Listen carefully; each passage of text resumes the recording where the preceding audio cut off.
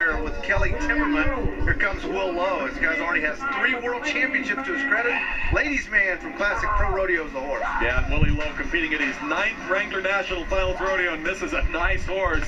Lowe staying a little tight, a little close. In other words, his feet, you didn't see him just really rock back and open up. I think he was, either this horse was kind of, had a little more power, or he just didn't want to spur over his neck. Right here, he looked really good, but that right leg, he kind of had it pinned down. He rides right-handed, and sometimes you can get over that right leg, and it won't let it extend and come open. Cost him maybe a point or 2 right there, 81 points, so that's going to let him move into the top 4 in the round. Well, Lowe, not known for being somewhat conservative, but shows a little bit there. Safety and up just a touch, 81 for him. 2 for 2 here in Las Vegas. It's a good look at that rigging that they wedged their hand into. And Butch just talked about DB Fennell getting set, Missouri Cowboy, Jitterbug from Sammy Andrews. You know, the other part I haven't talked about is after the ride, you'll watch these guys, they'll go down with their free hand and they'll actually work that hand out of that rigging before the pickup man gets to them. I mean, they are literally wedged in there to the point where if they get bucked off away from their riding hand, they'll be hung up. Oh, big jump out of the chute. This is a good horse. Fennell, he's tapped. This looks good. If he can just finish now, you know, a lot depends on how the horse finishes too, but DV, that looked very strong. You know what, kind of noticing tonight, you're seeing these guys at that 6-7 second mark getting a little bit loose. It's a little tougher to finish. Well, and you know, this horse started big. Big jump out of the chute, DV. I thought man, things looked great right through here. But watch the last 3 jumps of this ride. This horse quits kicking just a little bit, and at 80 points, he's going to be in the top 6. But boy, I don't know if he'll be there before we're done. 85, still the score to beat. 2 guys with that at the moment. Here comes Casey Field getting set. Good bronc from Stay Smith. R.D. Mercer always tough to make the whistle on in there. R.D. not cooperating too well down there. But Casey, of course, we talked about his dad. Louis Field, all-around world champion, bareback riding world champion. Trying to get RD kind of up there where Casey gets a good shot at him. He was happy with the draw. I talked to him the other night. He was real tickled with last night's draw. There's a good look at Louis and Veronica, his mom and dad. I don't know who's more nervous, Casey or Veronica right now. Trying to get him in the chute. He looked good last night. You know, I talked about he broke his arm earlier this year in June at Livermore, California. You know, came back in August, wasn't quite healed up. Oh, big jumps. This looks good. Casey's tap. Now things can change if he can finish. RD's ducking left, right. We're going to see a new lead in this round. That looked good, and Veronica knows it. That is awesome. Oh, man. You know, I predicted at the beginning of the year Casey might just win the world title this year. If he hadn't broke his arm, I think he was going to be a contender. But rides like this, he's always a contender. Oh, that was a big ride. Look at Lou. Oh, that looked good. Veronica, good. It looked great. Louis, stand up. Yeah, reason to celebrate. 88 yeah, is the score for Casey Field. Breaks that tie at the top of the leaderboard. New leader. Everything just textbook for him. And the judges catching on to that and rewarding him for it as Dusty LaValle gets set. What a good go-round so far. 285s, 88 on top. And the horse coming up is Gold Dust. And you can see that yellow horse in there. And just appropriately named. Good horse. This is a great horse. LaValle's got a good chance right now. You know, R.D. Mercer, he's going to be tough to beat 88 points, but this is the kind of horse he can do it on. He has to make a perfect ride, but we'll see what can happen. All right, LaValle, here he comes around that circle. He's got him picked up good. Watch for the control right at the end. You know, that's the point. A little out of control the last 2 jumps, and, you know, those guys don't miss that. That's considered a mistake. When you watch that ride compared to Casey Fields, Casey didn't make those mistakes at the end of the ride. Oh, he still managed to keep it in the 80s, yeah. 82 for LaValle. And now we move from Casey Field, who's still celebrating a little bit right there, to the guy that won last night. Picked up a check for more than $17,500. And Joe Gunderson, you know, he climbed up a little bit, went from 14th in the world all the way to number 6.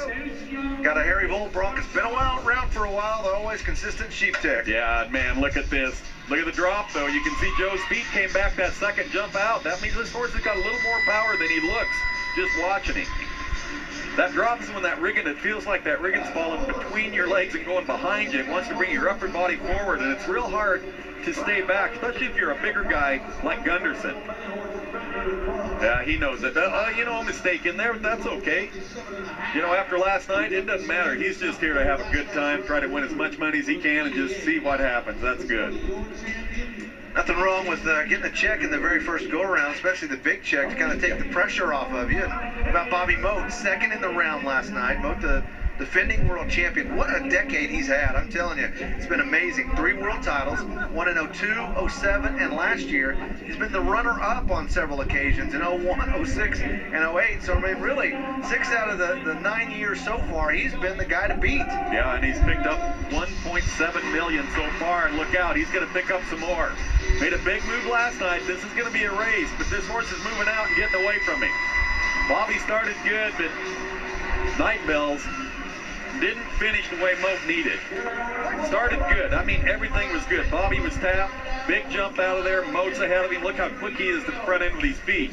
Things are good till right at halfway through the mark. This horse just goes down through the arena, and it's not going to be a good chance for Moat. And that's the difference between first and second place there. 86 for Bobby Moat. Well, that was actually better than I thought it was going to end up. I thought that horse got away from him maybe worse than they thought. But that's good for Bobby. That moves him now second in the round. We're doing what he needs to do. Everybody's trying to catch Ryan Gray, who is just, I mean, a mile out in front of everybody. But when you're riding for 17,000 plus every night, that can change. Here comes Clint Cannon, the guy that was #1 by a mile last year when he came to Vegas, but left here #2.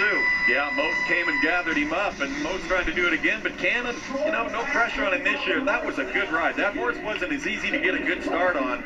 Kind of wild at the beginning, and then Clint kind of waited, let that horse kind of commit to what he was going to buck like, got that timing down. Good ride for Clint Cannon. All smiles for him. Did not cash in round #1 here. Wait for his scores to come in. 80.5, going to be a little bit off the pace. So Clint Cannon not going to cash in round #2 either. Down to our final few Cowboys, and all these guys we're going to see here are right in the thick of that World Championship race. We'll start with Stephen Dent. Riverboat Annie is the horse from Car Pro Rodeo. Yeah, Dent's about $19,000 behind Ryan Gray as far as the world race is concerned, and we're just getting started. We aren't going to really dwell on that much, but he is a threat, and this is a great horse. This is Riverboat Annie, and I tell you, Stephen Dent this year has been so impressive, and he's got a great ride started. Just stay opened up. This horse is nice, and they know it. Don't make any mistakes, and he didn't. Wow. I don't know. I don't think he's going to be enough to beat Casey Field, but, you know, I don't know. That was a great ride right there, but I thought R.D. Mercer was a little ranker. Boy, look at this, though. Absolutely perfect. Feet clear to the rigging, right to the front end, every jump. Waiting for the score. You know, he's going to come in at 84, so we've got 88, 86, a couple of 85s, and Dent behind them at 84. Riding well. That's what you got to do. Got to be consistent over 10 rounds. You can win the average. I mean, you put together the most points after 10 rounds. That's a check for about $45,000. Always plays a big role in determining the world champion, really in most events. Wes Stevenson getting set. There you go. Lubbock, Texas, huge Texas Tech fan. You know, he's got a laundry list of injuries, but I think he likes it because he goes and rehabs with that Texas Tech Red Raider football team. Well, this is Dusty Dan. Great little horse, but he's got some drop. Now he's going to put the power on him right here towards the end of the ride. You can see Wes is having a little trouble finishing. You know, that's just the thing this horse does to you.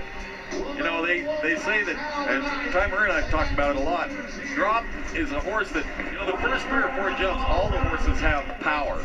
But it's the horses with drop that keep that power coming at 6, 7, 8 seconds into the ride, and they don't weaken. That's what it brings, and it creates problems during those rides. Wes?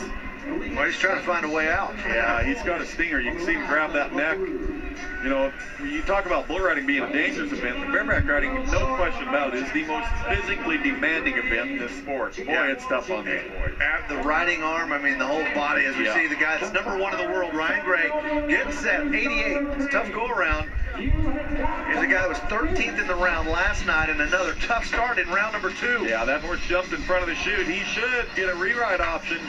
We'll see what the judges are going to do, because he came very close to slapping that horse. Uh-oh. Oh, I hope he is okay. Thank goodness he had that vest on. But that did not look good right there for Ryan Gray. Justin Sports Medicine team right there to take a look at him. And yeah, I mean, just from the very beginning, this one just kind of out of kilter, and he comes off on the wrong spot. Well, you know, and that Look at that. Boy, that big old foot lands right in the middle of his back. Now, those vests, it's a Kevlar vest. In other words, they're protected. They have padding in there. Thank goodness he has it on, but even at that, you take a 1,500-pound bronc and have him step right in the middle of you. It hurts. That's a lot of pounds per square inch for Ryan Gray. And, you know, these guys aren't the biggest guys out there. You know, they're all going to be, you know, riding that 5'8", 5'9", sometimes a little shorter, and weighing about 150, 60 pounds. Well, Casey Fields is going to take the victory lap, 88 for him, and, you know, just a really good round in terms of big scores and great broncs in round number 2 here. Our results brought to you by Justin Boots. Nobody better.